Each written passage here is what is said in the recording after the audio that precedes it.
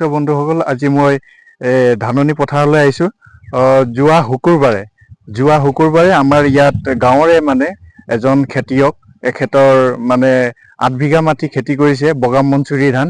ইয়াতে শুকুৰবাৰৰ দিনাখন মানে এপাল হাতী আহি পিনে তেখেতৰ ধান খাই অলপ অনিষ্ট কৰিছে। প্ৰায় এবিঘা মাটি, 8 বিঘাত মানে এবিঘা মাটি অনিষ্ট কৰিছে।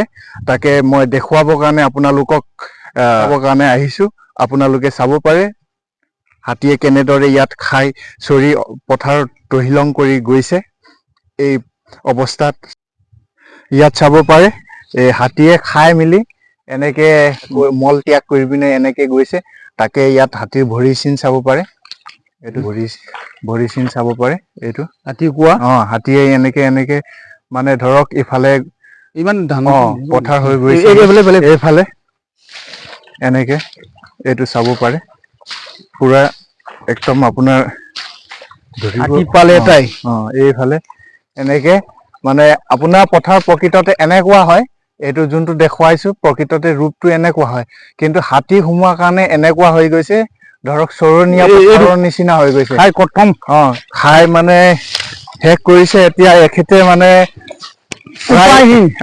উপায়হীন এজন খেতিয়ক। এখেতৰ প্ৰায় 1 বিঘা ধান এতিয়া অৱস্থাত ধৰক এইটো ইমান ভাল ইয়াত এনেকে খাই মেলি অনিষ্ট কৰি গৈছে। চোক আপোনালোকে চাব পাৰে। এইটো লিক হয়, মানে লিক নিচিনা বনাই দিছে, পথাৰ বনাই দিছে এখেতৰ। এইবিলাক ধান খাইছে। চোক ধান একেবাৰে কটা নিচিনা হৈছে, মানে যোনটো আমি খৰালি মাহত ধান কাটো নহয়, কটা নিচিনা মানে এনেকে চিঙি খাইছে। এখেতৰ প্ৰায় এবিঘা ধান অনিষ্ট কৰিছে। এইফালে চাব পথাৰ মানে এই বিঘা মাটিত মানে ঠাই এনেকুৱা নাই, মানে একো খাই তহিলং কৰিলে মানে 1 বিঘা ধান। এতিয়া ধৰক ধান হৈছেহে, গুটি অলপ লাগিছে। এইটো চাব এনেকে মল ত্যাগ কৰিছেগে ইয়াত। এইটো এনেকে চাব খেতিয়ক এখেতৰ মাটিতে এইটো কৰিছিলে। এতিয়া এই মানে আপোনাৰ পথাৰ নহয় জানো, আপুনি কিমান মাটি খেতি কৰে? মই 8 বিঘা খেতি কৰো। বগা মনচুৰি খেতি কৰিছিলো। যোৱা শুকুৰবাৰে আহি মোৰ মানে হাতীয়ে মানে এনেকৈ ধ্বংস কৰিলে। মোৰ মানে বৰ দুখ লাগি আছে মনটো।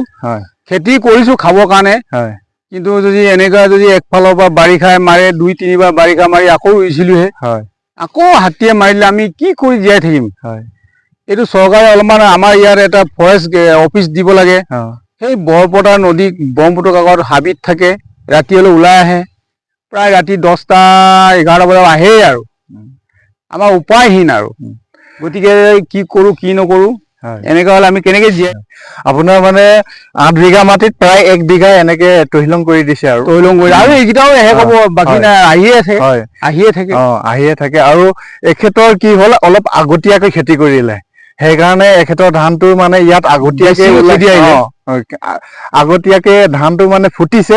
বাকী বিলাকৰ ইমান ধানটো নাই ফুটা, সেইকাৰণে তেখেতৰ ইয়াত ধানত মানে বিশেষকে হাতীয়ে আক্ৰমণটো বেছিকে কৰিছে। আৰু আপোনালোকৰ ইফালত মানে এতিয়া অলপ পানী শুকোৱাৰ কাৰণে হাতী তাতে থাকে।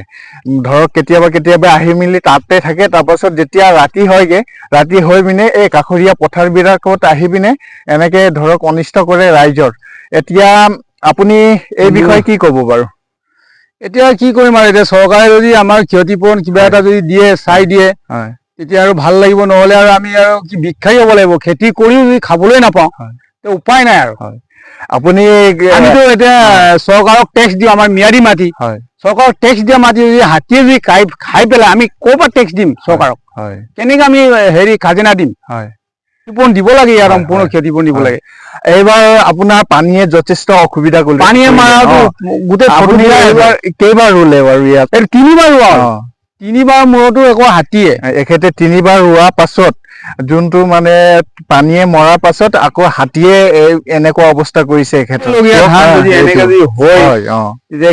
কি হয় বাৰু আপোনালোকে চিন্তা কৰক। গতিকে আশা কৰিছো আৰু ডিপাৰ্টমেণ্ট ফালৰ পৰা নাম শ্ৰী দুলাল টাই, ধাইবাৰী এজন খেতিয়ক হয়, লগতে এজন ব্যৱসায়ীও হয়।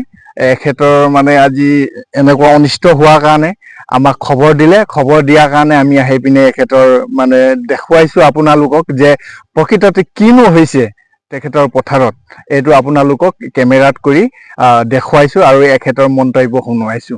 উপায় নাই, চৰকাৰে যদি কিবা যদি ক্ষতিপূৰণ দিয়ে ভাল লাগিব, নহলে আমি দুখীয়াৰ দুখ আৰু জিন্দগীত নুগুছে আৰু দুখীয়া কপালত দুখে হৈ থাকিব আৰু উপায় নাই।